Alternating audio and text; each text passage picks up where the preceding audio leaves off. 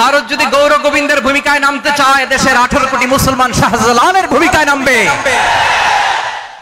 অন্যরা কেনাসন বেগুন গমাসন নে হর্ষবাজারের বেগুন চলে আসছেন পাল্লার। আমাদের একটা প্রতিবেশী দেশ আছে, আমরা আমাদের দেশ নিয়ে যত ভাবি তারা তার চেয়ে বেশি ভাবে। কথা বুঝতেছেন না? আরো ভেঙে বলতে হবে।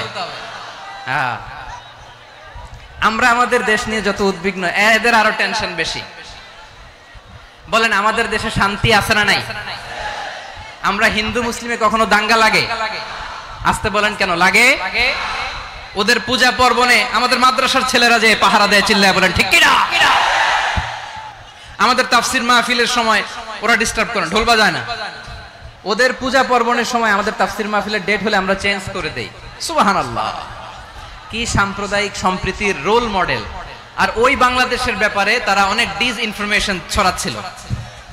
ভারতের অনেকগুলো গণমাধ্যম, আমি জেনারেলাইজ করব না, আমাদের প্রতিবেশী দেশের সব গণমাধ্যমকে আমি দোষ দিতে চাই না, অনেকগুলো গণমাধ্যম তারা ডিসইনফরমেশন শেয়ার করেছে। ডিসইনফরমেশন আর মিস ইনফরমেশনের পার্থক্য আছে। মিস ইনফরমেশন না জেনে ভুল বুঝে একটা মিথ্যা বা ভুল তথ্য ছড়িয়ে দেয়া, এটার ক্ষমা আছে, এটার কি আছে। আর ডিসইনফরমেশন মানে প্ল্যান করে, ম্যাপ করে, ছক এঁকে মিথ্যা গুজব রটনা সোশ্যাল মিডিয়ায় ছড়ানো, এটার ক্ষমা আছে? আওয়াজ করে বলেন ক্ষমা আছে? ভারতের কিছু গণমাধ্যম তাই করেছে, আমরা ব্যথিত হয়েছি, আমাদের হৃদয়ে রক্তক্ষরণ হয়েছে। আমাদের প্রতিবেশী দেশকে বলতে চাই, আমাদের দেশ নিয়ে আপনাদের ভাবার দরকার নাই, নিজের চরকায় তেল দেন,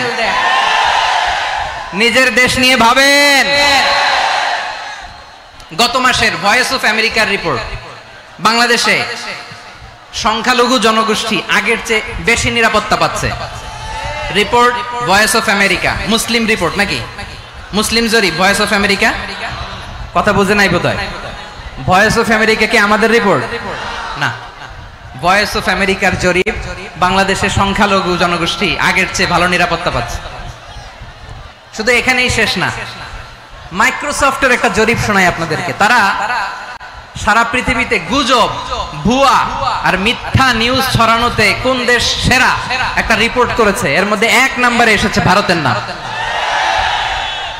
মাইক্রোসফট তো মুসলমানরা চালায় না? কথা বোঝে নাই বোধহয়। প্রতিবেশী দেশকে বলবো, আপনারা নিজের চরকায় তেল দেন, আপনারাও শান্তিতে থাকেন, আমাদেরকেও শান্তিতে থাকতে দেন।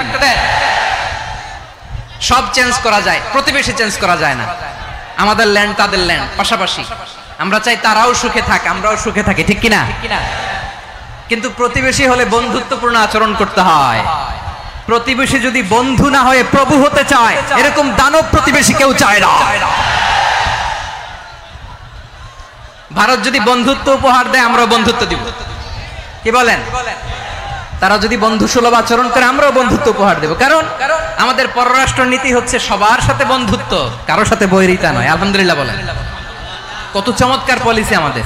আমরা নির্বিবাদী, আমরা বাংলাদেশিরা শান্তিকামী। We are proud of that. এজন্য আমরা গর্ববোধ করি। আমাদের পররাষ্ট্র নীতি সবার সাথে বন্ধুত্ব, কারোর সাথে শত্রুতা নয়। তাই প্রতিবেশী দেশকে বলবো, আমার ভাইয়েরা, আপনারাও আমাদের ভাই, বন্ধুত্ব দিলে বন্ধুত্ব পাবেন। বন্ধুত্ব ইজ ওয়েলকাম, দাদাগিরি নয়। বন্ধুত্ব ওয়েলকাম, দাদাগিরি নয়। Loud and clear. ভারত যদি বন্ধুত্ব দেখায়, বন্ধুত্ব পাবে। কিন্তু ভারত যদি বাংলাদেশে আধিপত্যবাদ বিস্তার করতে চায়, বাংলাদেশের 18 কোটি জনগণ সেটা রুখে দেবে। ভারত যদি গৌর গোবিন্দের ভূমিকায় নামতে চায়, দেশের 18 কোটি মুসলমান শাহজালালের ভূমিকায় নামবে।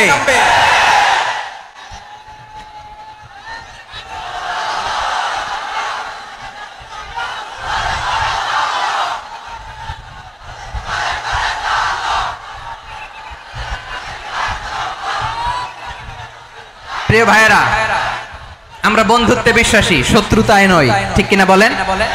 আল্লাহ আমাদেরকে বোঝার তৌফিক দান করুক। তাহলে এই যে তারা বলেছে এদেশে সংখ্যালঘুরা কষ্টে আছে, দুঃখে আছে, এটা কি ঠিক? বলেন এটা কি ঠিক? না, তারা ডিস ইনফরমেশন শেয়ার করে, সেটা ঠিক নয়। আমার প্রতিবেশী বন্ধু রাষ্ট্রকে বলবো আপনারা এটা করবেন না, এটা করবেন না। আমরা শান্তিতে আছি, আপনারাও শান্তিতে থাকেন, আমাদেরকেও শান্তিতে থাকতে দেন।